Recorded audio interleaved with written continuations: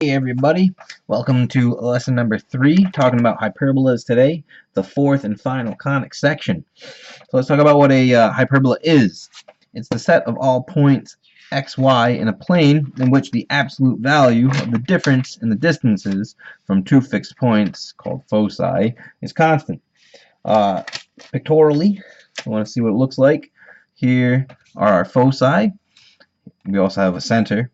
And any point along this particular hyperbola, the distance, right, the difference between these distances, differences here as well, it's always going to be constant.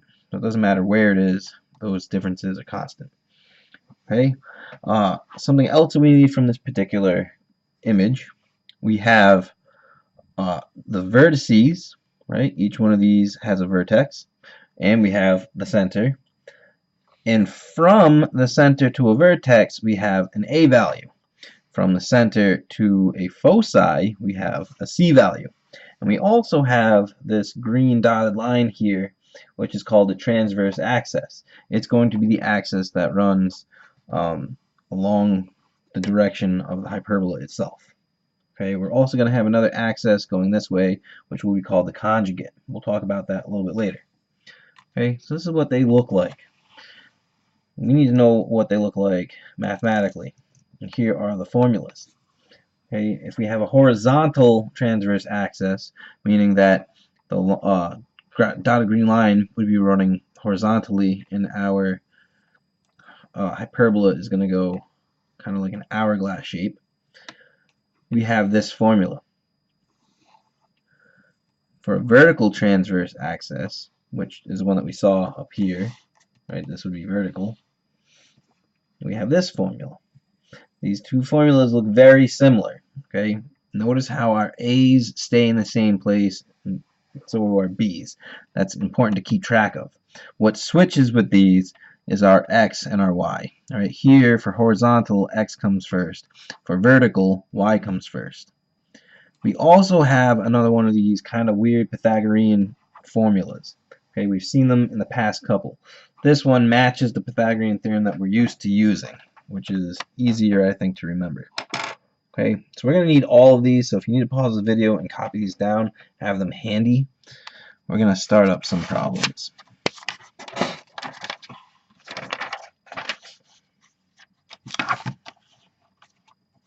And we're going to start off with this problem, finding the equation of a hyperbola with given foci 3, 4, and 3, negative 6, and given vertices 3, 2, and 3, negative 4. First thing we're going to want to do is find the center. Why?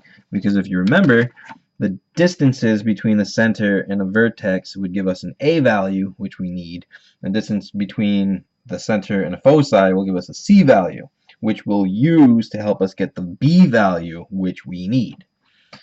So, let's start by finding the center.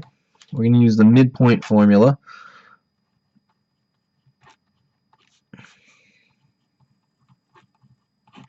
Okay, that's going to give us 6 divided by 2, which is 3.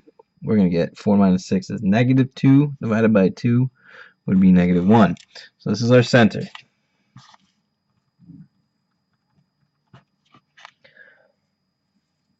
Now, I'm going to quickly just kind of sketch this. Okay, I'm not using the actual coordinate paper here. This is a quick sketch. Okay, our foci are at 3, 4, and 3, negative 6. Already I can see that this is vertical. Okay, we have vertices at 3, 2, and 3, negative 4. And then we have our center at 3, negative 1. So these are all the points that we're working with, but most importantly, it's vertical, which we'll get back to in a little bit. What we want to find first is our A value. A value is the distance between center and vertex. So I'm going to take a coordinate for my vertex. My y's, remember our x doesn't change. It's a change in height for this particular problem. So I'm going to use 2, and I'm going to subtract my center, which is negative 1. That gives me an A value of 3. Then from center to focus, that's going to give me my C value. So let's see, I'm going to use 4, and I'm going to subtract -1. That gives me a C value of 5. Now I can use these two to get my B value, which I need for the actual equation. So it's C squared equals A squared plus B squared. So 25 equals 9 plus B squared. We'll solve. Let's see, 16 equals B squared. Take the root. And we get a B value of 4. We need the A and the B for our equation. We also need to know that it's vertical, which means that Y comes first, and then X. So let's see. Y matches with K. We're subtracting, so minus negative would become plus. X minus H, so that'd be -3. So that's the top part. Underneath, we're going to take A and square it. So that would give us 9. We're going to take B and square it, which would give us 16.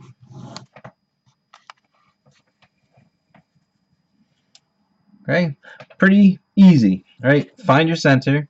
Use the center to find an A value with your vertices. You use it to find your C value with your foci. And you use that Pythagorean theorem looking formula to find your B value. A and B never change. Figure out if it's vertical or horizontal. That would be your X and Y that changes. So, you can already see at the bottom of the screen, right? You've got a you try problem. Pause the video and resume it when you're ready to check your answer.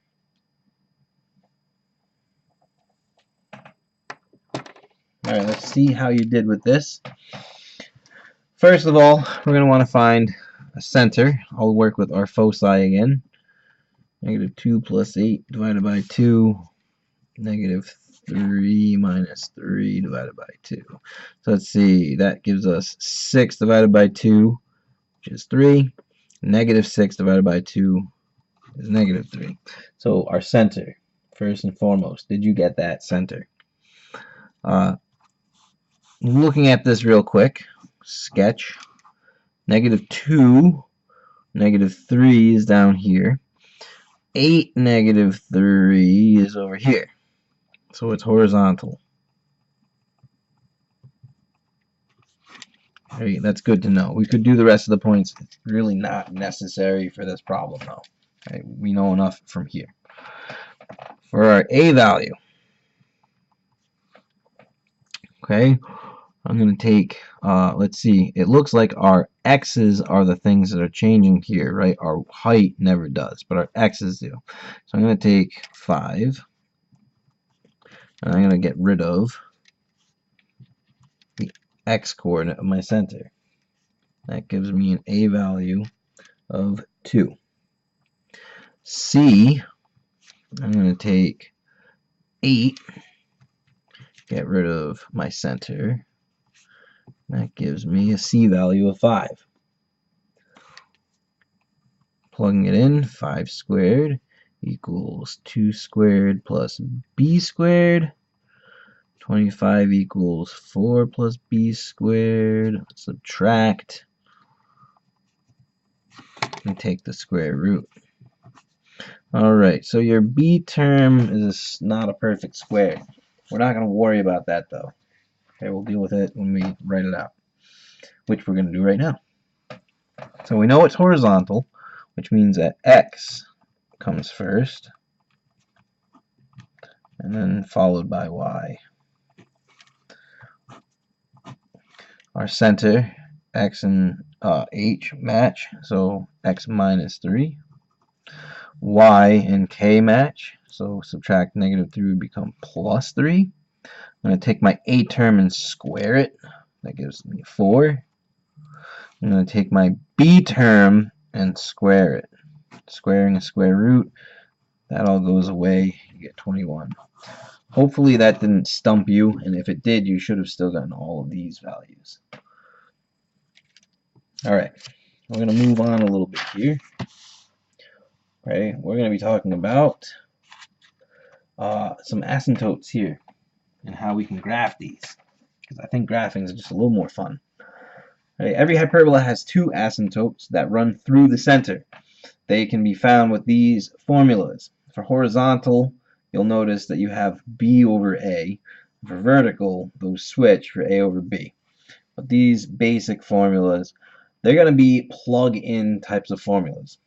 Now, I'm not going to have any problems on this video that show you how to find those lines, because really you just plug those values in. That's as simple as I can make it. Okay, you just substitute. But it's possible that they might ask you, in fact, it's not just possible, it's going to definitely be there in your homework, but I'm not doing those on this video. Okay. As far as the graphing, right, we can use the rectangle trick. It's not technically a trick, it's actually, a lot of people know how it works. It's giving us the asymptotes, but I'm going to call it a trick because I'm not actually proving it here. Okay. How it's going to work, we need conjugate access first of all, which conjugate access I mentioned before is going to be perpendicular to the transverse access, and it has a length of 2b. That's important because if we know the b value, we can figure out how long that particular access is. Okay, and the conjugate access also runs through the center, which is very important as well because that's going to help us draw the rectangle that we're talking about here. Now, this is nice, this rectangle trick, because instead of finding these equations and then plotting these lines, right, that takes a lot of work to do both of those. This is going to save us the work as far as graphing goes. So all we have to do is draw this rectangle and then draw in the diagonals, which is what the rectangle trick info says here. Okay, if we know the A and B values, we have to know those, the orientation, meaning horizontal or vertical, and the center. If we know those three things, we want to plot the center, draw in both transverse and conjugate axes. We're going to draw a rectangle using the widths of the axes, which this will make sense when we do it. And then finally, the asymptotes are going to be drawn through the opposite corners, so it will be diagonally, right, crossing of that rectangle that we draw here. Okay, this will make a lot more sense as we do it, so let's get to it.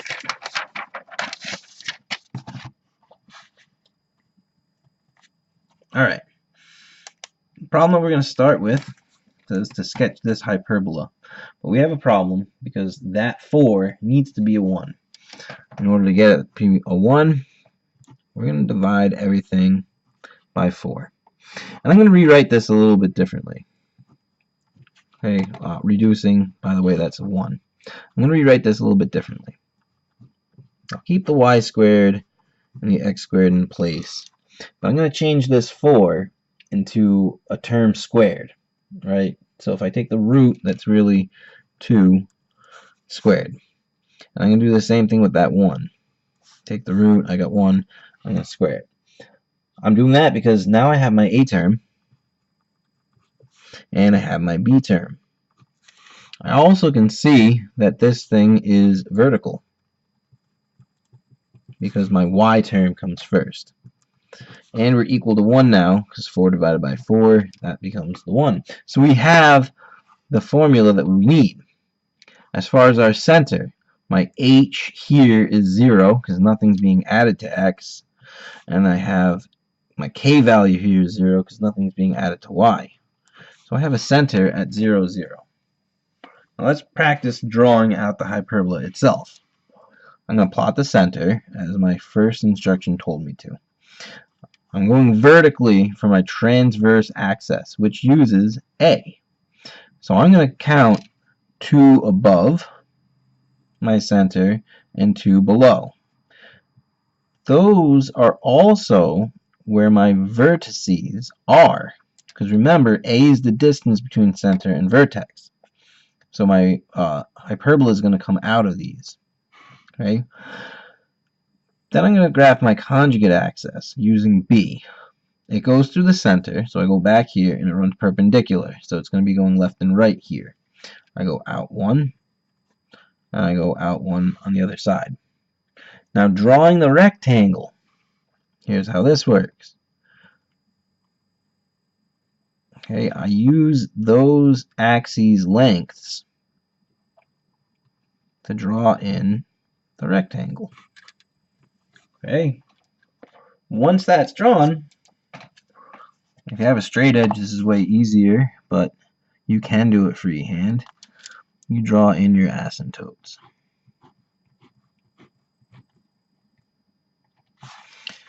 Alright, there's one there. And one here. And as far as the hyperbola itself, it comes out of this vertex and it's going to just kind of follow along your asymptote. Same thing on this side. So we have our vertical hyperbola. Not really difficult. Okay, you have one to try here on your own. Pause the video and resume it when you're ready to check.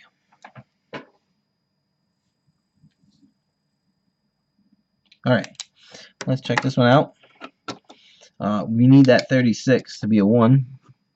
So we're going to divide each term by 36. But I'm also going to take a second and reduce. That 4 in that 36 reduces to 1 and 9. This 9 and 36 reduces to 1 and 4. That's good information because when I rewrite this, I'm going to rewrite this as a term squared. That 4 is actually a 2.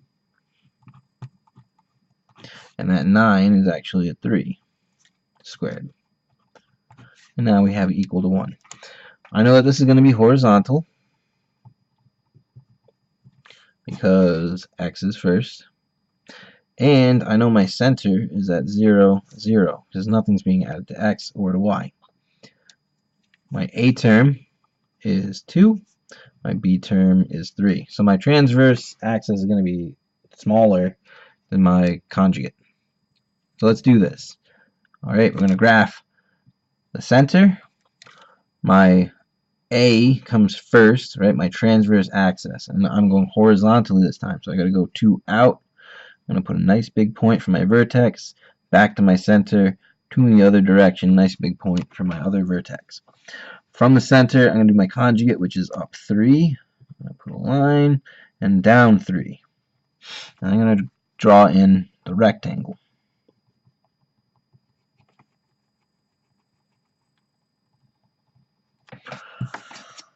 Then we take straight edge.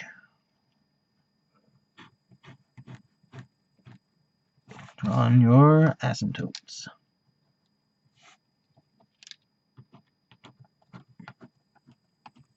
Okay, and then from there we draw on the hyperbola. By the way, I don't know if I put the label on these or not, on the diagram at the beginning, but these are called branches. Okay, so hopefully you came up with a hyperbola that looked exactly like this on your graph paper. We're going to move on to some slightly different looking ones. And let me just give you a quick rundown, right? This doesn't look like the way that we need it, so we've got to manipulate some stuff to get it to look the way it needs to. And we also notice that we have extra terms and what we really want. So we're going to have to use completing the square, which is fine because we've used it a whole bunch already. So by now, all of you should be masters at completing the square. Okay, so let's do this. We're going to start by getting rid of the 16 and moving it over. Subtract it. And let's regroup so that my y's are together. 3y squared plus 6y minus 3x squared equals negative 16. Okay, I'm going to factor out a 3 because it's going to help with completing the square. That becomes 2y. Ooh, Did I really do that again? Okay, guys, I'm gonna redo this problem right now, okay? If you need to pause the video and rewrite it, go for it. But I already did the same mistake on this problem once before, okay? So, bear with me for a second. This is supposed to be a 15, okay? I really don't feel like going back and redoing a 20-minute video, so change that to 15. Which means as well that this is a 15, that's a 15, and that's a 15. Okay, I don't know how I managed to put a 6 there 3 times in a row, but it should be a 5. Okay, I'm going to restart this problem just in case people were confused. I totally apologize, but I'm not remaking this video again. So, I want to use completing the square. I need to get this extra term out of the way. It's a 15. Let's subtract it from both sides. And then we're going to regroup so that I have my y's together. So the 3y squared plus 6y minus 3x squared equals negative 15. Okay? 15. We're going to factor out a 3. That gives me y squared plus 2y with the 3 factored out minus 3x squared equals negative 15. Now I factored this because it's going to be easier for us to use completing the square. B divided by 2 squared. That's really 1 squared, which is 1. So I'm going to be adding in the parentheses 1. But what I'm adding to this side, remember, is 3 times 1, which is plus 3. Okay. Now, that 3 is still there. This perfect square trinomial becomes y plus 1 squared minus 3x squared, and negative 15 plus 3 is negative 12. We don't want that negative 12 here. We want it to be positive 1. So we're going to divide everything by negative 12. I'm going to reduce. Let's see, those become positive. 3 and 12 becomes 4. This is now negative. 3 and 12, that becomes 4 as well. So let's rewrite this. Y plus 1 squared over, let's see, that would be 2 squared, but that's negative. That means that this positive thing, which is just plain old x squared over 4, which is really 2 squared. Okay, so now I actually have it in the correct form, right? This was negative, this is positive. I know my center is going to be 0 and opposite, so negative 1. So this is my center. I can see that it's horizontal. And I know my A value and my B value. So I've got enough that we can graph this.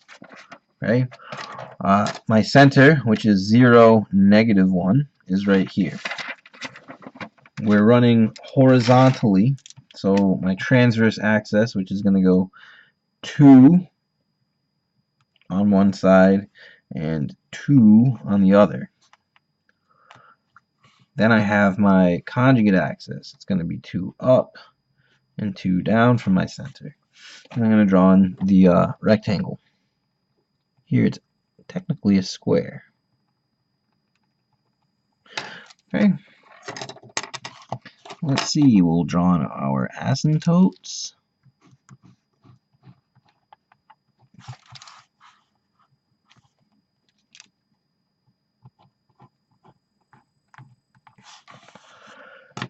Alright, here are the vertices, so we just have to go over towards our asymptotes.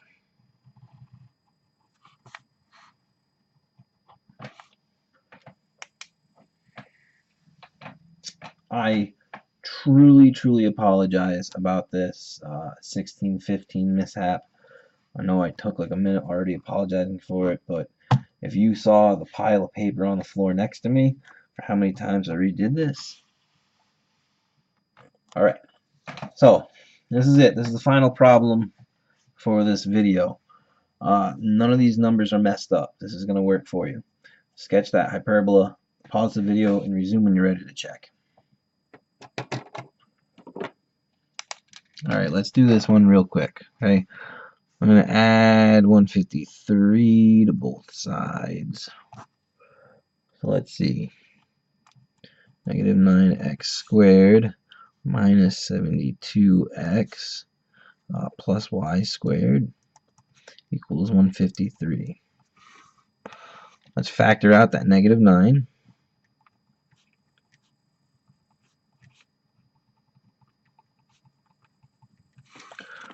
I'm going to use that b term to complete the square, and we get 16. So let's see, we've got negative 9 times x squared plus 8x plus 16. What I'm adding to this side is negative, let's see, 9 times 16 is 144. Alright, so let's see. Let's reduce some stuff here. Alright, this is a perfect square trinomial, which is really x plus 4 squared. 153 minus 144, that's 9. So I gotta divide by 9 to get rid of it and make that a 1. Nothing can reduce here. Those both reduce. That becomes a 1. So let's see. That's my negative. That means that y is going to be first. Y squared. I'm going to change that to a 3 squared minus x plus 4 squared. I'm going to change that to 1 squared, and that's 1. So we have all the stuff we need, right? Center, h, so negative 4, and k, 0. A is 3, B is 1, Y is first, so it's vertical. So let's plot our center, negative 4, 0. We're going vertically first, up 3, down 3. These are going to be my vertices. Our conjugate access goes over 1 in both directions. Draw in the rectangle. I'm going to do it freehand. Let's see.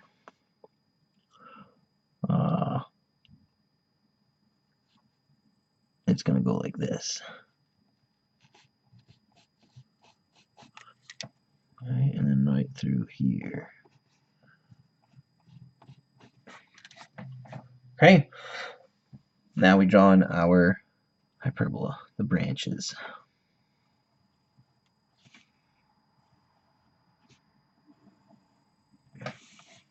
Did you come up with that same hourglass shaped hyperbola as I did on the screen? I really hope you do. That's it for conic sections. The rest of this unit is going to be talking about polar coordinates. So you're going to have one lesson next talking to you about what they are, how they work, how to get them. And the next lesson is going to be talking about how to graph them, which is even more fun.